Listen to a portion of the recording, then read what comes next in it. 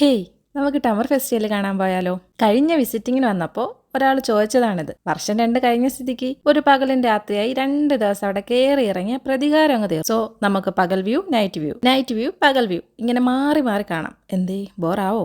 ഇന്ന് കയറുന്നതും പിള്ളേരുടെ ഒരു പ്ലേ ഏരിയ ആണ്. അവിടെ നിന്ന് മെയിൻ എൻട്രൻസ് വഴി കയറുമ്പോൾ നിറച്ച് കണ്ണാടികളാണ്. ഫോട്ടോസൊക്കെ എടുക്കാൻ പറ്റിയ സ്ഥലം. നമുക്കതാണല്ലോ ഇഷ്ടം. നിങ്ങളിപ്പോൾ ബാക്ക്ഗ്രൗണ്ടിൽ കേൾക്കുന്ന ഗിത്താറിൻ്റെ സൗണ്ടില്ലേ, അതിതാ ഈ പ്ലസൻ്റായിരിക്കുന്ന ആളുടെ കയ്യിലാണ്. എന്താണെന്നറിയില്ല, ആദ്യമായിട്ടാണ് ഒരു സൗദി പ്രോഗ്രാമിന് പോകുമ്പോൾ മലയാളീസിനെ കാണാത്തത്. അതോ ഇനി അവിടെ അവസാനം എത്തിയ മലയാളി ഞാനാണോന്നും അറിയില്ല.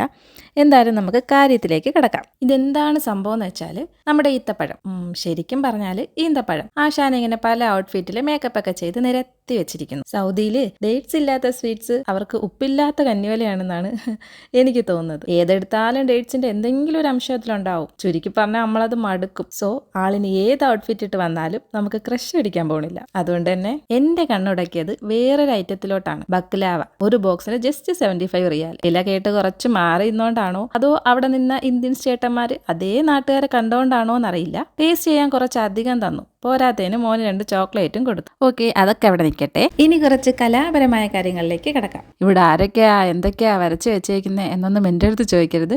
I have no idea. Just കാണുക, പോവുക. ശരിക്കും റിയലായിട്ട് തോന്നുന്ന കുറച്ച് പിക്ചേഴ്സ് ഉണ്ട് കേട്ടോ, ഞാൻ കാണിച്ചു തരാം. ഇതാ കണ്ടോ, ഇതിനകത്ത് മൊത്തവും ഇങ്ങനെ വെച്ചിട്ടുണ്ട്. ഇതൊന്നും എക്സ്പ്ലെയിൻ ചെയ്ത് തരാനൊന്നും അവിടെ ആരുമില്ല. ചെയ്തിട്ടും എനിക്ക് പ്രത്യേകിച്ച് മനസ്സിലാവാനൊന്നും പോണില്ല.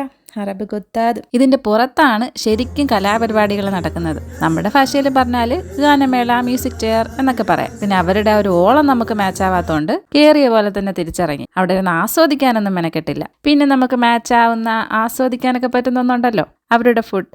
ഇതൊക്കെ ഫുഡ് കഴിക്കാൻ സെറ്റ് ചെയ്തേക്കുന്ന ഏരിയാസ് ആണ്. പല ടൈപ്പ് ഫുഡ് ഐറ്റംസ് അവിടെ ഉണ്ടായിരുന്നു. നമ്മൾ അവരുടെ ഒരു ട്രഡീഷണൽ ഫുഡാണ് ഓർഡർ ചെയ്തത്. അവരിത് ലൈവായിട്ട് തന്നെ പ്രിപ്പയർ ചെയ്ത് തരും. ഒരു സാത്തർ ഓർഡർ ചെയ്ത് അത് റെഡിയാവുന്ന ടൈമിൽ അവരുമായിട്ട് കുറച്ച് കൊച്ചു വർത്തമാനമൊക്കെ പറഞ്ഞ് അവസാനം കയ്യിൽ കിട്ടിയപ്പോൾ അത് 2 എണ്ണം ഉണ്ടായിരുന്നു. ഒരെണ്ണം ഹദിയ തന്നതാണ്. ഇത് അത്യാവശ്യം നല്ല ഹെവിയാണ് കേട്ടോ. അങ്ങനെ അതൊക്കെ സാപ്പിട്ട് നമ്മൾ നേരെ ഈ ഒരു ഏരിയയിലോട്ട് പോയി. നമ്മൾ രാവിലെ വന്നപ്പോൾ ഇത് ക്ലോസ്ഡ് ആയിരുന്നു. അൺഫോർച്ചുനേറ്റ്ലി രാത്രിയും ഇത് ക്ലോസ്ഡ് തന്നെയായിരുന്നു. ഓക്കെ, എന്തായാലും ഇതുവരെ വന്നതല്ലേ, സ്കിപ്പ് ചെയ്യാത്ത സ്ഥിതിക്ക് ചാനലൊന്ന് സബ്സ്ക്രൈബൊക്കെ ചെയ്യാൻ കേട്ടോ.